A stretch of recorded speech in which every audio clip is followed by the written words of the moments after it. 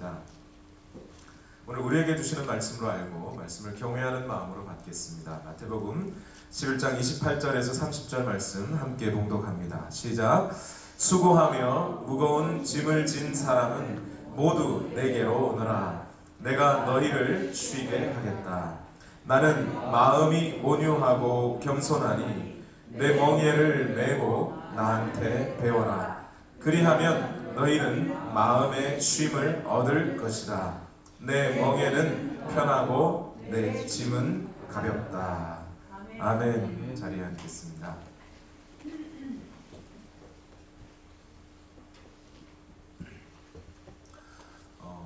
그리스 신화 이야기를 먼저 하겠습니다. 그리스 신화 중에 보면 시지푸스라고 하는 코린토스의 왕이 있습니다. 이 사람은 그리스 신화의 내용에 보면 가장 교활한 사람 중에 하나로 그려지고 있는데요. 쉬지 않고 머리를 쓰면서 신들의 명령을 어기고 사람들과의 관계를 어그러뜨리고 그런 일들을 참 많이 했습니다. 그래서 신들은 이 시지푸스가 죽자 지옥에 보내려고 하는데요. 얼마나 이 사람이 교활하고 독했든지 지옥도 이 사람을 받아들이지 않았습니다. 그래서 지옥도 내뱉어 버리고요. 이 사람은 지옥에 떨어지는 대신 다른 형벌을 받게 되는데, 이 시지푸스가 받게 된 형벌은 자기 몸보다 훨씬 더 무거운 큰 바위를 높은 산 꼭대기까지 올려야 하는 벌이었습니다. 그런데 여러분 한번 생각해 보시죠. 맨 꼭대기, 산 꼭대기라는 것이 평평하지만은 않겠죠.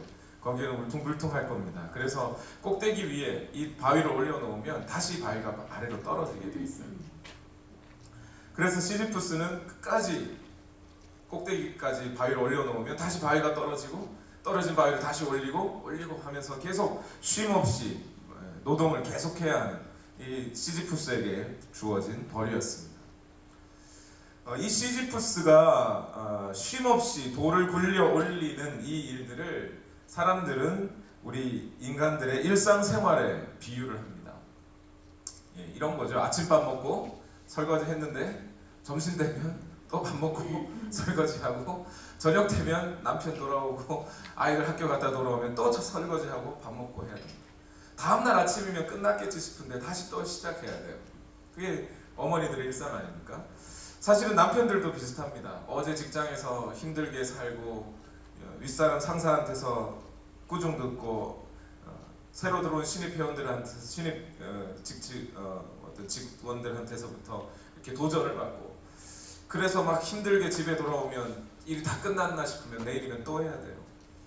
사람의 삶이라고 하는 것이 이렇게 쉼 없이, 시지푸스가 마치 그 큰 돌을 꼭대기까지 올려놔도 다음날 또다시 올려야 하는 것처럼 우리 인간의 일상이 그러한 것 같다라는 이야기죠. 성경에 참 많은 구절들이 있는데 요한복음 3장 16절이 가장 유명합니다. 그런데 3장 16절 다음으로 아마 유명한 구절이 오늘 우리가 읽은 본문이 아닐까 싶어요. 마태복음 11장 28절 말씀에 수고하며 무거운 짐진 자 사람들은 모두 다 내게로 와라. 내가 너희를 쉬게 하겠다. 우리 예수님이야말로 쉼 없는 인간의 삶에, 고통스러운 인간의 삶에 진정한 쉼과 화평과 안식을 주시는 분이신 줄로 믿으시기 바랍니다. 성경이 바로 그 이야기를 하고 있어요. 그런데 여러분께 이 시간 한 가지 묻겠습니다.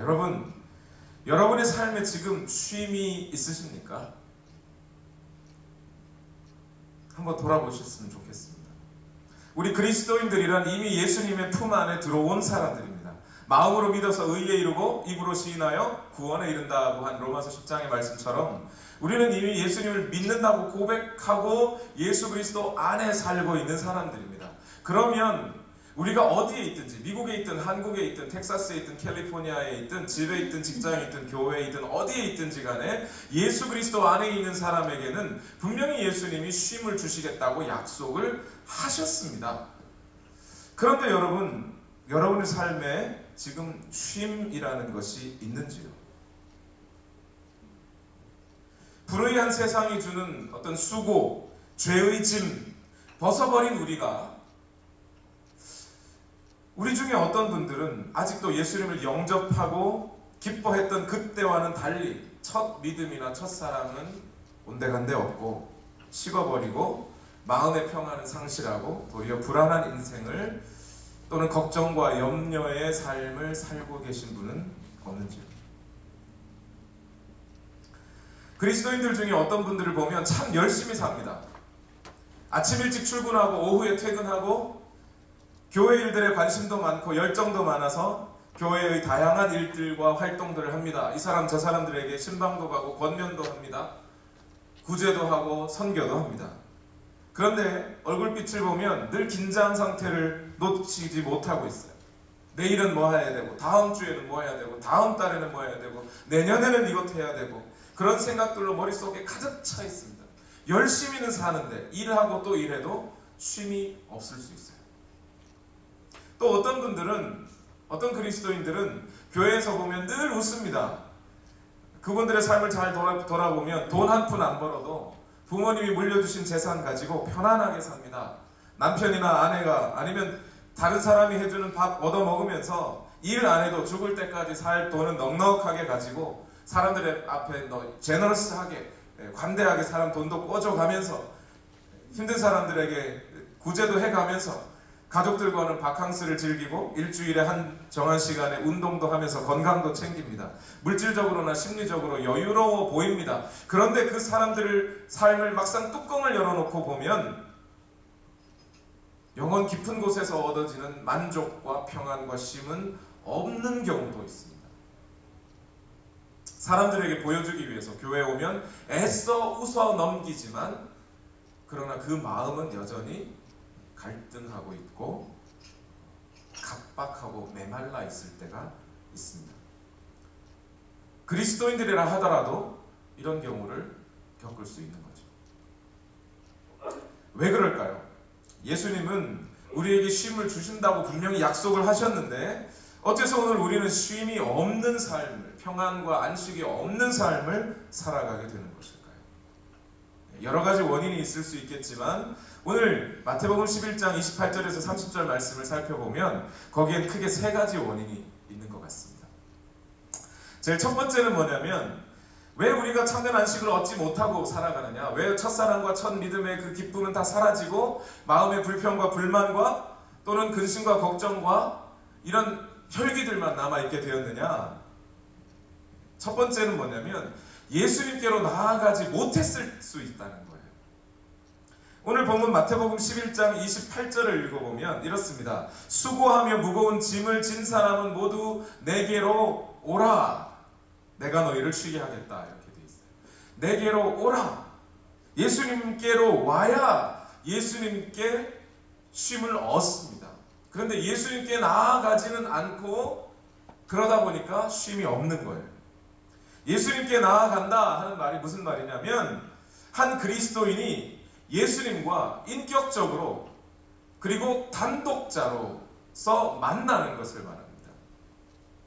단독자 그러니까 또 뭐 상당히 아주 깊이 있는 단어 같은데 뭐 단독자 이렇게 이해하면 됩니다. 1대1로 예수님과 1대1로 인격적으로 만나라는 겁니다. 그렇게 해야 그 예수님으로부터 얻어지는 평안함이 있을 수 있다는 거죠. 세상과 나는 간 곳 없고 구속한 주만 보이도다. 이게 1대1로 만나는 겁니다. 세상과 나는 간 곳 없고 예수 그리스도만 보이는. 그래서 이와 같은 만남 속에 그리스도인은 예수님을 전적으로 의지하고 신뢰하고 주님을 위하여 자신의 마음을 활짝 열어서 드리게 되는 상태. 그것이 예수님을 만나는 거예요. 예수님께 나아가는 거예요. 이러한 만남이 있을 때 우리는 진정한 쉼을 얻게 됩니다. 예수님을 그렇게 만나면 예수님은 누구보다 우리 자신을 잘 알고 계신 분이고 우리의 죄를 대신해서 영원히 우리의 죄를 대신해서 죽으시고 또 그 죄를 영원히 잊어버려 주시는 그런 예수님이세요. 그래서 우리는 담대하게 하나님 아버지께로 나아갈 길을 얻게 됩니다. 하나님 아버지와의 관계가 열리게 돼요. 그러면 죽음의 공포에서 사라지고 죄의 가책에서 벗어날 수 있습니다. 그것이 우리 그리스도인들이 예수 그리스도를 만남으로 인해서 얻게 되는 평안함의 근원이에요. 예배를 드리고 기도하고 찬양을 드리는 것 말씀을 듣는 것, 이 모든 것이 다 예수님을 만나는 일 중에 하나입니다. 그런데 우리는 한 가지 분명히 알아야 할 것이 있습니다. 이런 활동들을 했다고, 예수님 예배를 드리고 기도를 하고 찬양을 했다고 해서 이렇게 오늘 우리가 모인 것처럼 이렇게 모여서 함께 예배를 드리고 있다고 해서 다 예수님을 만나는 것은 아닐 수 있다는 거예요.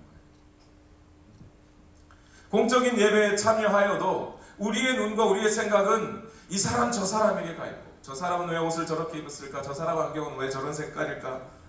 옷은 왜 저렇게 바지를 안 입고 치마를 입고 왔을까?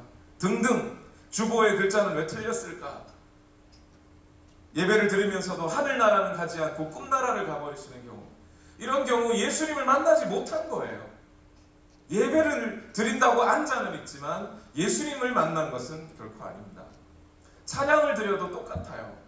찬양을 드리면서도 저 세션에서는 음정이 저게 틀렸는데 찬양 인도하시는 전도사님은 왜 뭐 멘트를 저런 식으로 할까? 하면서 두리번 하는 사이에 우리의 관심과 우리의 생각은 예수님으로부터 다른 사람들로 멀어지게 됩니다.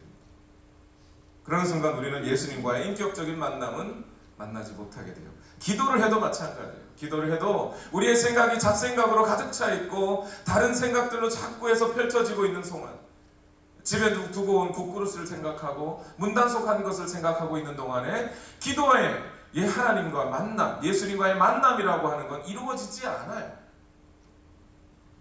그렇지 않겠어요?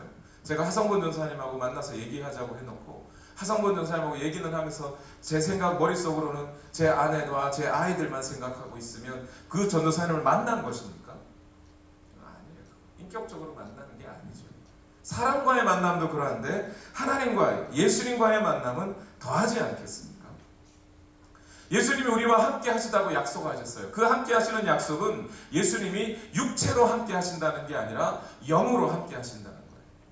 그렇다면 우리도 예수님을 만나고 예수님께 나아가기 위해서는 우리의 영이 열려야 합니다. 또 영이 열린다고 이렇게 하니까 영안이 열려서 와, 저 사람 속에 저 사람 죄 졌구나 이걸 본다는 얘기가 아니고 우리의 마음과 생각이 온전히 예수 그리스도께로 집중되어 있어야 한다는 거죠. 아무리 좋은 일이라 하더라도 우리가 예수님 아닌 다른 것에 관심을 가지면 그것은 우리를 주님과 만나는 시간을 방해하게 됩니다. 제 얘기를 잠시 드렸으면 좋겠습니다. 부교역자 시절에 힘들게 사역했습니다. 정말 제가 봐도 제 생각에 풀타임 사역이었긴 했는데 저만큼 많이 사역한 사람이 드물다 싶을 만큼 사역했습니다. 일주일 중에 집에 들어가는 날은 이틀 정도밖에 안 됐어요. 거의 3일에서 4일 정도는 평균 4일은 밖에 있었습니다. 교회에 있거나 또 집회를 다니거나 했습니다. 7일 내내 사역했고요. 쉬는 시간 없고요. 1년 중에 딱 하루 휴가를 받았습니다. 금요일부터 주일 사이, 그 사이가 휴가였어요. 딱 토요일 하루 쉴 수 있었습니다. 찬양하고 예배를 인도하고 선교 단원들의 삶을 관리하는 일들이었어요. 돌이켜봤더니 약 3년 반 정도를 풀타임으로 사역했는데요. 찬양하는 일을 하다 보니까 하루에 2번씩 예배를 인도했습니다. 평균 하루에 2번씩입니다. 마이크를 잡고 노래를 부르고 있는 그 시간만 따져도 하루에 1시간 반 정도는 됐어요. 평균이 그렇습니다. 기도하는 시간은요, 매일 2시간에서 3시간을 가졌습니다. 그런데 시간이 지날수록 제 심령은 점점 메말라져 갑니다. 각박해져 가요. 단순히 몸이 힘들어서 그런 건 아닐까 생각해 봤는데 전혀 그런 건 아니었습니다. 몸은 그 어느 때보다 몸무게가 좀 늘어서 그렇지 건강했습니다. 풀타임 사역을 시작한 지 3년 반쯤 될 때 발견했습니다. 아, 내가 예수님과 인격적으로 만나는 시간이 없었구나. 왜냐하면 예배를 인도하여도 저 사람은 예배를 잘 드리나? 저 사람은 찬양의 은혜를 받고 있나? 우리 선교 단원 중에 발성은 잘하고 있나? 아니면 우리 선교 단원 중에 삶을 잘못 살고 있는 단원은 없나? 거기에만 온통 관심이 있는 거예요. 저 사람 쟤는 왜 저렇게 옷을 입었을까? 오늘 드럼 치는 친구는 왜 저렇게 밖에 드럼을 못 쳤을까? 거기만 신경 쓰면서 노래를 불렀어요. 그건 예수님과 만나는 게 아니에요. 음악을 한 거죠. 노래를 부른 거죠. 예배를 드려도 똑같았습니다. 설교를 듣고 있어도 그 말씀 앞에 내 마음을 열기보다는 다른 사람들은 어떻게 하고 있는지에 관심이 더 많았어요. 사역이라고 하는 것이 아무리 좋아도 그 사역 자체에만 관심을 갖다 보면 그것은 예수님을 만나는 일에 도리어 방해가 됩니다. 그래서 이건 아니다. 더 이상 이렇게 살아서는 안 되겠다. 주일도 없고 평일도 없고 이렇게 그냥 계속해서 내 영혼이 메말라서는 안 되겠다 해서 그 자리에서 사직서를 썼습니다. 그리고 신대원을 다시 갔어요. 신학교를 졸업하고 신대원을 갔던 건데요. 신대원에 가서 사역은 쉬면서 공부를 했습니다. 어땠을까요? 쉼이 있었을까요? 제 삶에? 역시 쉼이 없는 거예요. 신학 공부를 하는 것과 예수님을 만나고 예수님과 깊이 교제하는 것은 다른 문제예요. 성경에 대해서 이론과 지식은 쌓였습니다. 돈이 없어서 그랬는지 열심히 공부했습니다. 첫 학기 공부했는데 첫 학기에 제가 한 6과목, 7과목 정도를 들었는 것 같아요. 한 과목만 A0가 있었고 나머지는 A+였어요. 1등 했습니다. 근데 제 영혼은 각박합니다. 이게 아닙니다. 이게 아닌데. 이대로는 안 되겠다 싶어서, 물론 다른 이유도 있었지만 한국에서의 신대원의 삶을 1년 정도 접고 미국 유학기로 갔습니다. 처음 미국에 와서 경제적으로도 쫓기고 또 공부도 쉽지 않았습니다. 영어가 참 어렵더군요. 오히려 주님만 의지해야 할 수밖에 없는 삶이 된 거예요. 그래서 그때부터 다시 마음을 가다듬고 기도하고 말씀을 읽는 시간을 가졌습니다. 그리고 조금씩 깨닫게 됐습니다. 공부하는 것과 예수님을 만나는 건 다르구나. 내 마음을 주님께 드리고 주님과 인격적으로 교제하고 예수님 안으로 더 깊이 들어가야만 내 영혼이 쉴 수 있는 거구나라는 걸 그제서야 알게 됐습니다. 이후에 신분 문제로 쫓겨나기도 했지만 그런 것으로 저의 미래가 걱정되거나 염려되거나 하지는 않았습니다. 여러분, 사역이나 교회에서 여러분이 하는 활동이나 공부, 직장이나 가정의 삶으로 인해서 주님과 만나는 시간을 갖지 못하는 그런 우를 범하지 마시기를 바랍니다. 정말 번아웃되고 번아웃된 마음과 육체를 회복하고 싶으시다면 다른 것을 해서 어떤 활동을 해서 하는 게 아니라 주님과 교제하는 시간을 충분히 가져야만 영혼의 회복이 있습니다. 그래야만 예수님을 친밀하게 더욱더 만나야만 쉼을 얻게 됩니다. 두 번째로 참된 안식을 얻으려면 첫 번째는 예수님을 만나야 하고요. 그 만난 예수님이 우리에게 주시는 멍에를 우리가 메어야 쉼을 얻습니다. 마태복음 11장 29절 말씀, 오늘 본문 말씀인데 다 같이 한번 읽어보겠습니다. 29절 시작. 나는 마음이 온유하고 겸손하니 내 멍에를 메고 나한테 배워라. 그리하면 너희는 마음의 쉼을 얻을 것이다. 라고 합니다. 뭐라고 하셨죠? 내 멍에를 메고 배우라는 그 다음이겠죠. 내 멍에를 메어야 쉼을 얻는다는 거예요. 멍에가 뭔지 여러분 아시죠? 콧뚜레인 줄 알았어요. 저는 처음에 멍에가 콧뚜레하고 같은 건 줄 알았는데 콧뚜레가 아니더군요. 말이나 소가 쟁기 또는 수레를 끌기 위해서 그 말이나 소 어깨 위에 이렇게 구부러진 막대기가 있어요. 그 막대기를 올려놓는데 그 막대기, 좀 단단하고 센 막대기인데 그 막대기가 멍에라는 거예요. 그 멍에에다가 수레를 걸치고 끌고 가게 되어 있습니다. 그러니까 멍에를 맨다라는 말은 구속받는다, 의무를 진다 이런 뜻이 되는 거예요. 신약 성경에서 멍에라는 말은 거의 100% 예수님의 권위를 인정하고 그 말씀 앞에 순종하고 우리에게 주어진 의무를 다 하는 것, 그것을 멍에라고 했어요. 예수님의 말씀대로 하면 오늘 우리가 참된 쉼을 얻기 위해서, 우리가 참된 안식을 얻기 위해서, 이 각박하고 힘든 세상에서 진정한 안식을 얻는 삶을 살기 위해서는 예수님의 권위를 인정하고 예수님의 주시는, 우리에게 주시는 의무를 우리가 다 성실하게 수행해야만 한다는 거예요. 의무를 다해야 된다는 거예요. 이제 우리는 죄의 짐을 벗고 세상의 수고라고 하는 멍에를 벗은 사람들입니다. 그런데 벗은 것으로만 우리가 자유해지는 것은 아니라는 거예요. 새장을 벗어난 새처럼 나 자유 얻었네 하고 펄떡펄떡 날아간다고 해서 거기서부터 자유가 얻어지는 건 아니라는 겁니다. 군대 갔다 오신 분들 다 아시죠? 군대 제대한다고 해서 자유가 나 이제 살 것 같다라고 하지만 그 다음 날부터 당장 자유가 찾아오는 건 아니에요. 도리어 세상이 주는 의무를 벗었다면, 이제 죄의 짐을 벗었다면 대신 예수님이 부어주시는 의무와 예수님이 지게 해주시는 짐을 져야 그제서야 쉼이 온다는 거예요. 아니 목사님, 그게 말이 됩니까? 의무를 이행하고 짐을 지는데 어떻게 쉼을 쉰다는 겁니까? 의무를 다 한다는 것, 쉰다는 것 서로 반대되는 거 아닙니까? 그런데 예수님은 이렇게 해야 된다고 말씀하셔요. 왜냐하면 우리 주님이 선하고 좋으신 분이시라는 겁니다.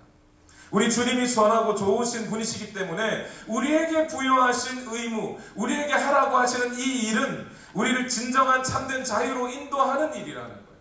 그 일을 해야만 한다는 겁니다. 예수님 앞에 우리의 마음을 열고 1대1로 단독자로 예수님과 인격적으로 만나면 그 예수님은 분명히 우리에게 무엇인가 일을 시키셔요. 그 시키시는 것이 주로 어떤 거냐면 죄를 멀리해라. 좁은 문으로 들어가 좁은 길로 가거라. 서로 돌아보아 사랑과 선행을 격려하거라. 악을 악으로 갚지 말고 선으로 악을 이겨라. 이게 예수님이 우리에게 주시는 멍에예요. 이런 것들이 우리에게 주시는 예수님의 짐이라는 거예요. 예를 들어 볼까요?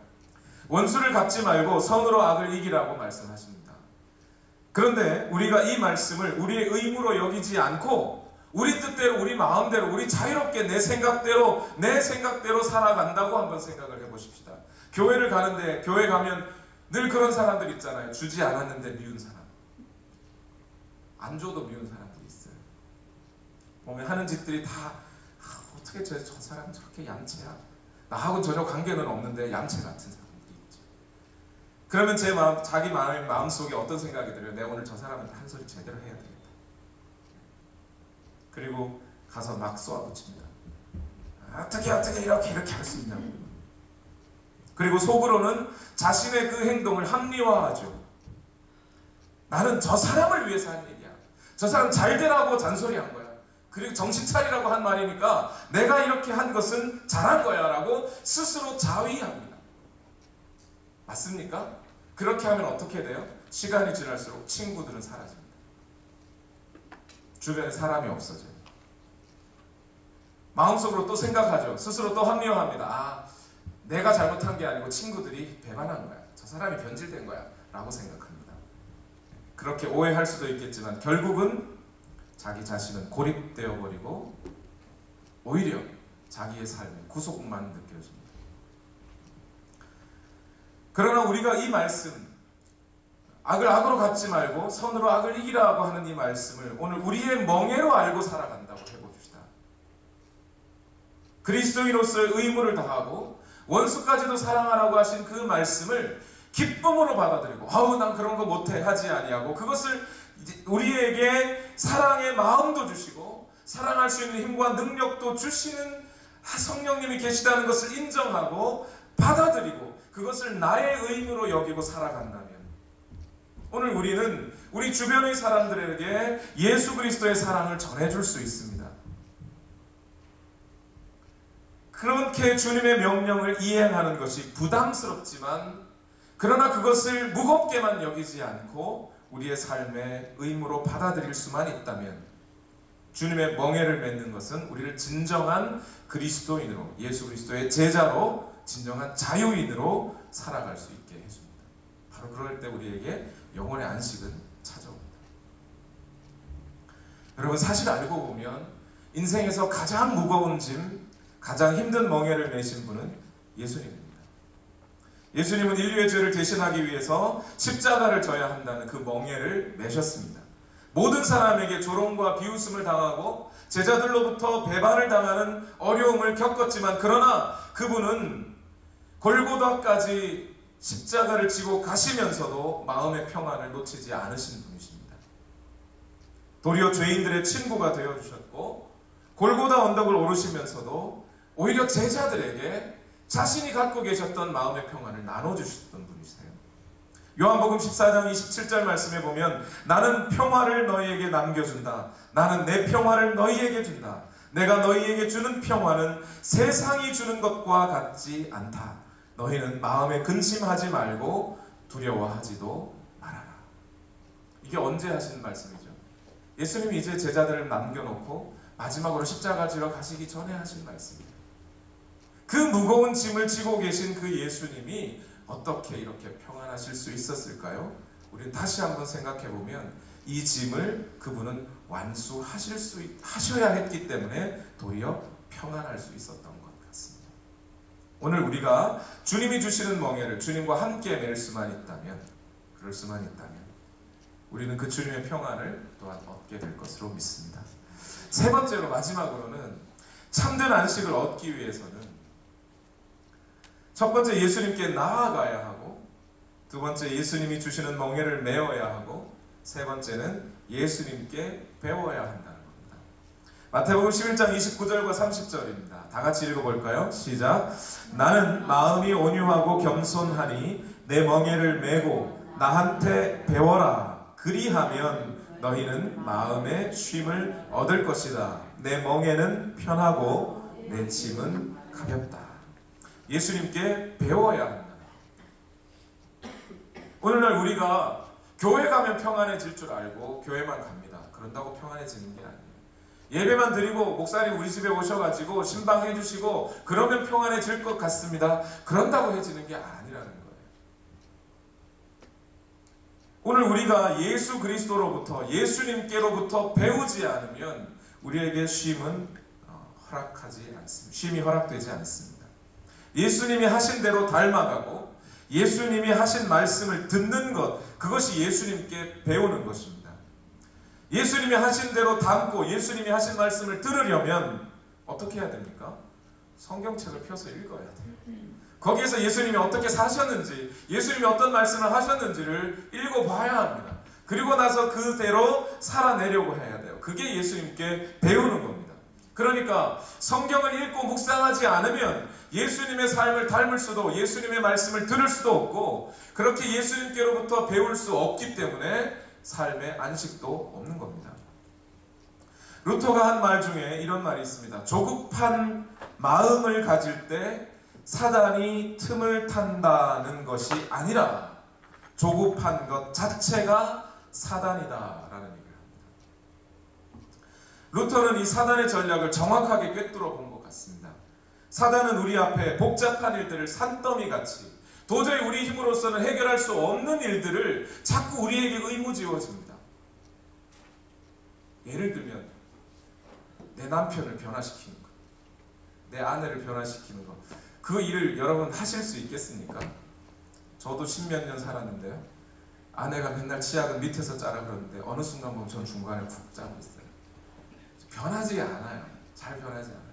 그런데 그걸 변화시키려고 우리가 막 발버둥을 치다 보면 관계는 으그러지고 갈등만 생기고 쉼이 없어집니다. 그것뿐만인가요? 세상을 아주 바쁘게 돌아가게 만들어 놓습니다. 일상생활을 정신없이 변하게 만들어 놔요. 오늘을 열심히 살아도 내일 어떤 일이 일어날지 알 수 없게 만들어 놓습니다. 그러면서 동시에 사단은 우리 사람들의 마음속에 조급함을 심어놔요.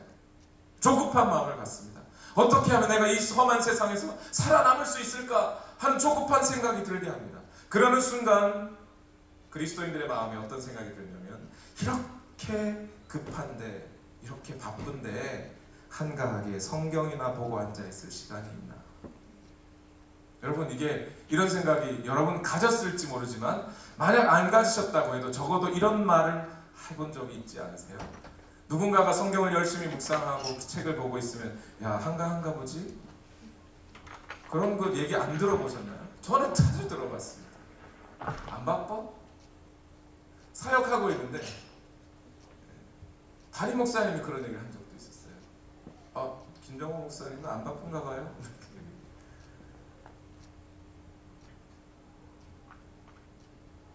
사람들이 조급해지고 바빠지면서 성경을 읽지 않고 성경 외에 다른 것을 읽는 거예요.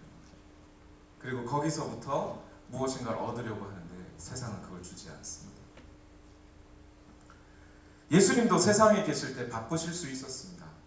바리새인들과 논쟁하고 종교 지도자들의 추격에 도망도 쳐야 되고 병자들이 몰려오면 병도 고쳐줘야 되고 제자들에게 말씀으로 길러내기도 해야 됩니다.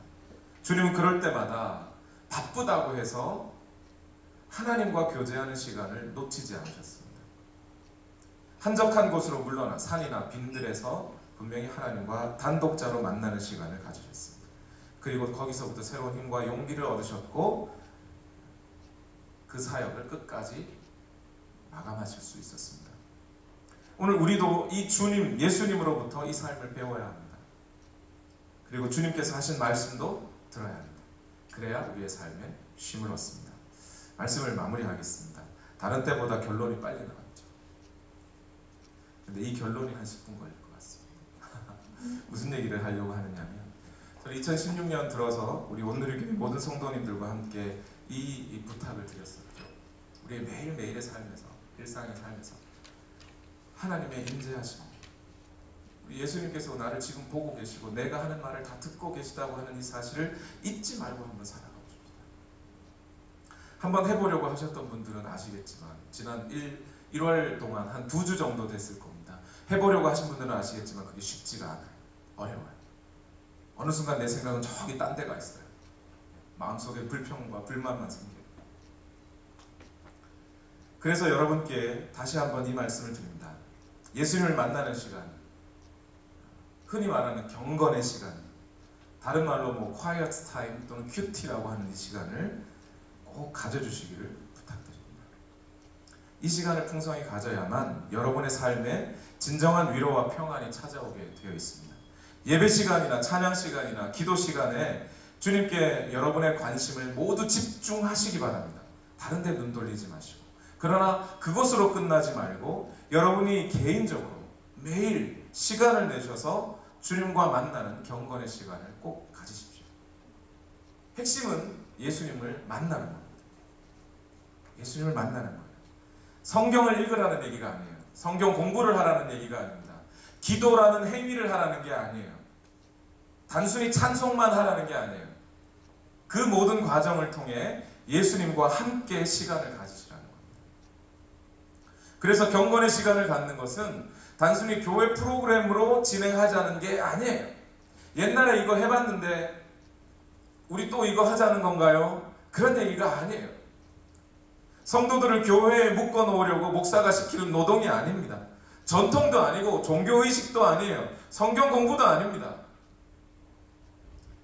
여러분들이 진정한 삶의 안식을 찾고 평안을 누리기 위해서 어디에 있든지 어떤 상황이든지 주님을 예배하고 주님을 만나는 그 시간을 가지라는 겁니다. 예수님과 함께 시간을 보내라는 겁니다. 이것이 우리 신앙생활의 가장 중요한 핵심이에요. 이것이 되어 있지 않으면 우리에게 성화도 없고 진정한 의미에서 칭의의 구원도 만나기 어려울 수 있어요. 물론 그 반대의 경우도 있죠. 예, 우리 의롭다 하심을 입지도 않은 우리가 어떻게 성경을 읽겠습니까? 그래서 우리 교회는 이 시간의 훈련을 위해서 주님과 만나는 시간을 위해서 생명의 삶이라는 소책자의 도움을 받으려고 합니다. 다시 한번 말씀드리지만 단순히 큐티집을 읽어내려가라는 얘기가 아니에요. 생명의 삶 몇 페이지부터 몇 페이지까지 읽으십시오가 아니라 그 큐티집의 도움을 받아 예수님과 만나라는 거예요. 그래서 여러분 먼저 시간을 따로 떼어 놓으십시오. 여러분들이 예수님과 만날 수 있는 가장 쉽게 만날 수 있는 시간을 따로 떼어 놓으십시오. 그 시간은 주님을 만나는 시간이고 골방에 들어가는 시간이에요. 가장 좋은 방법은 여러분의 정신이 맑을 때, 하루 중에 여러분의 정신이 가장 맑을 때를 선택하십시오. 아무에게도 방해받지 않는 시간을 선택하십시오. 저는 이른 아침을 추천합니다. 아이들이 일어나서 학교를 가고 뒷바라지를 해주면서 묵상을 못했다고 하면 안 되죠. 그 시간에는 묵상 못합니다. 하루 20분 정도의 시간이면 충분할 겁니다. 시작할 때는 20분 정도 일찍 일어나십시오. 20분 정도 일찍 일어나려면 20분 정도 일찍 주무시면 됩니다. 사람들의 저녁 시간을 돌이켜보면 잡담하고 TV 보고 이런저런 일들을 하느라고 시간을 다 보내요. 나름 가족과 함께라는 핑계를 대지만 가족과 함께 TV를 봤지 가족과 함께 있지는 않았어요. 그런 시간들을 여러분 허송세월하지 마시고 아껴서 일찍 주무십시오. 그리고 다음날 아침 일찍 일어나십시오. 좀 더 일찍 일어나셔서 여러분의 스케줄 가운데 좀 더 일찍 일어나셔서 말씀을 묵상하십시오. 생명의 삶에 보면 거기 매일 묵상을 위한 찬송가가 있습니다. 그 찬송가를 읊조리면서 여러분의 골방으로 들어가십시오. 꼭 클라짓으로 들어가라는 얘기는 아니에요. 이제 책상 앞에 앉으셔도 되고 무릎을 꿇고 앉으셔도 됩니다. 그리고 그 무릎을 꿇고 기도하십시오. 기도는 간단합니다. 복잡하게 할 필요도 없습니다. 우주의 수레바퀴를 돌리시고 무소부재하시며 영원무궁하시고 전지전능하신 우리 아버지 하나님 할 필요가 없어요. 주님, 내 마음을 엽니다. 이 시간 저와 함께 해주십시오. 그리고 저에게 말씀해 주십시오. 하면 됩니다. 어려운 거 아닙니다. 그리고 말씀을 읽으십시오. 그날그날에 주어진 말씀들을 읽으시면 됩니다. 서두르지 마시고 차근차근 읽으십시오. 한번 읽으면 그 글자들이 막 살아 움직여요. 그래서 신비스러운 영적인 체험들을 단 한 번에 할 수 있는 사람 별로 없습니다. 거의 안 됩니다. 한 번 읽으면 잘 이해가 안 됩니다. 졸립니다. 다시 고개를 저으시고 숨을 한번 심호흡을 하신 다음에 다시 읽으십시오. 두 번, 세 번 정도 읽다 보면 그 본문이 이해가 되기 시작합니다. 그리고 읽은 그 구절들 중에 여러분 마음에 와 닿는 구절들이 있을 겁니다. 그 구절을 묵상하십시오. 반복적으로. 제가 최근에 가장 최근에 읽은 성경, 그렇게 묵상했던 성경 구절이 마태복음 9장 1절에서 13절 말씀입니다. 예수님께로 중풍병자가 있었고 그 중풍병자를 데리고 여러 사람이 찾아왔습니다. 고쳐주십시오 했어요. 예수님이 얘야, 왜 얘야 그랬는지 모르겠어요. 나이가 예수님보다 어렸는지, 예수님 나이도 30 중반 아니면 초반 이랬을 텐데 예수님보다 어린 중풍병자가 있다는 게 쉽게 상상은 안 됩니다만 예수님이 얘야 이렇게 하셨어요. 얘야, 너의 죄가 사해졌다. 너의 침상을 들고 걸어가라. 그랬더니 옆에 있던 바리새인들이 야, 저 사람이 뭐길래 죄를 사한다고 하느냐, 나쁜 사람 같다 라고 생각한 거죠. 그 생각을 듣고 예수님이 이렇게 말씀합니다. 너희는 어찌 마음에 악한 생각을 하느냐.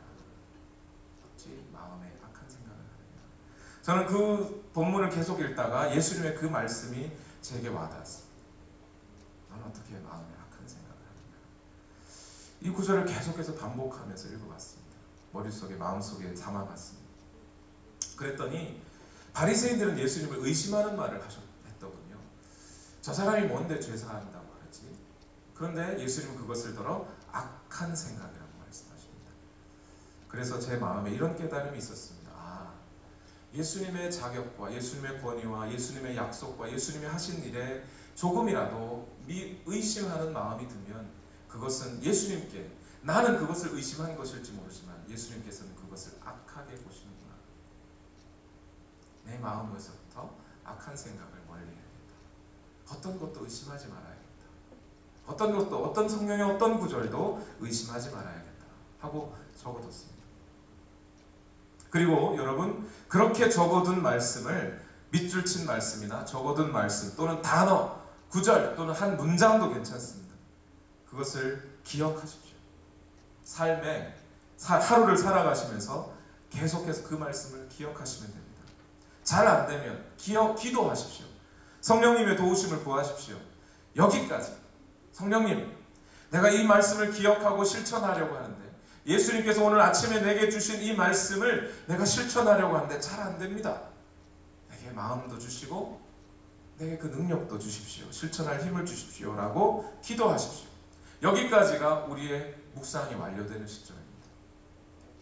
그렇게 되면 우리에게 쉼을 주시고 믿음의 성장을 갖게 하시는 분은 하나님이십니다. 우리가 하는 게 아닙니다. 바로 이렇게 예수님과 만나는 시간을 갖는 것, 바로 이렇게 할 때 저와 여러분은 천국을 경험하는 거예요. 천국이 뭐라고 했습니까, 여러분? 하나님이 다스리시는 거예요.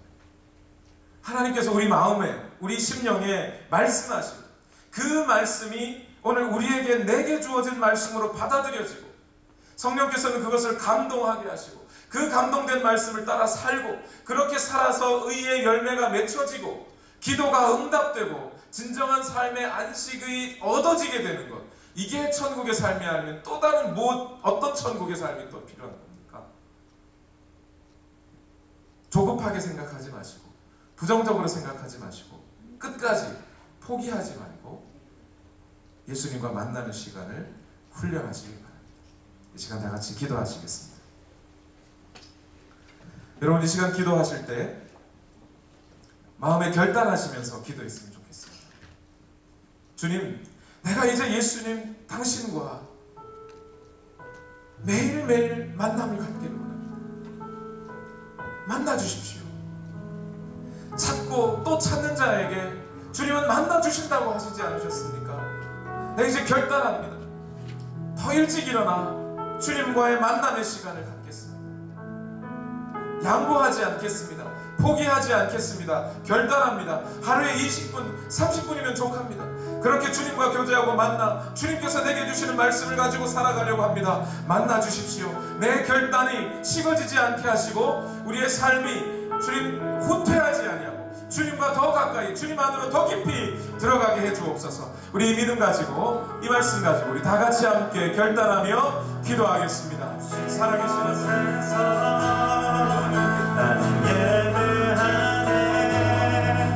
어떤 상황에도 나는 예배하네. 신 곳에서 나는 예배하네. 어떤 상황에도 나는 예배하네. 신 곳에서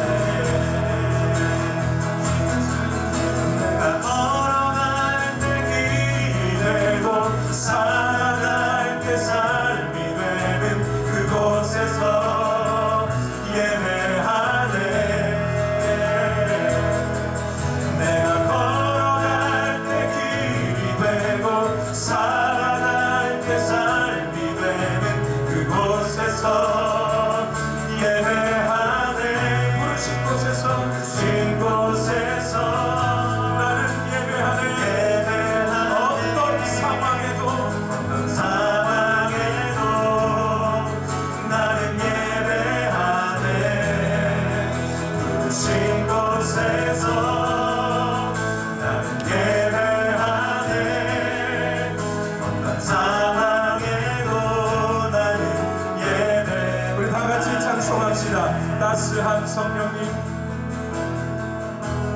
따스한 성령님, 마음으로 보내, 마음으로 보내, 내 몸을 감싸며, 내 몸을 감싸며 주어지는 평안한 만족함을 느끼네, 만족함을 느끼네. 사랑과 진리에,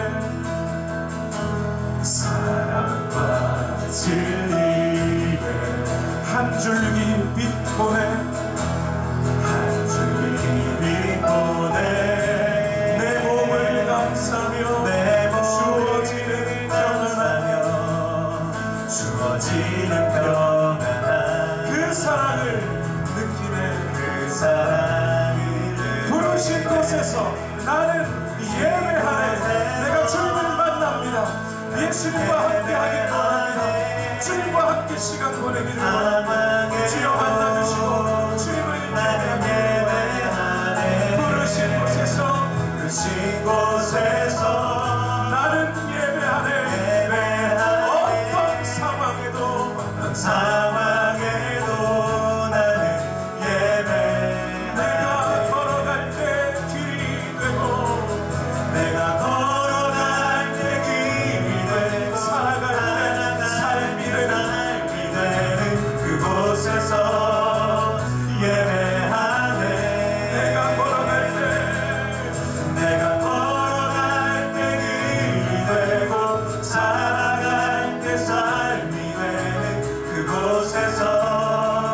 예배하네 부르신 곳에서 부르신 곳에서 나는 예배하네 예배하네 어떤 상황에도 나는 예배하네 부르신 곳에서 나는 예배하네 어떤 상황에도 나는 예배하네 어떤 상황에도 어떤 상황에도 나는 예배하네.